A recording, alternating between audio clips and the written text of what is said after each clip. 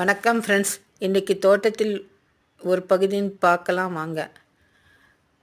இந்த பூவை தெரியுதுங்களா? இது என்ன பூன்னு கமெண்ட்டில் சொல்லுங்கள்.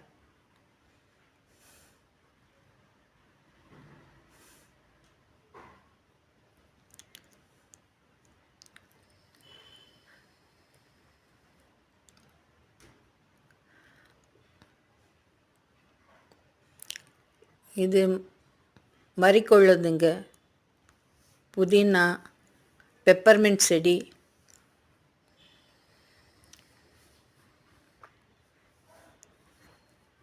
இது ஒரு பூச்செடிங்க. இது ரோஸ்மெரி ரொம்ப சின்னதாக தாங்க இருக்கு, இன்னும் பெருசாகவே வளரலைங்க.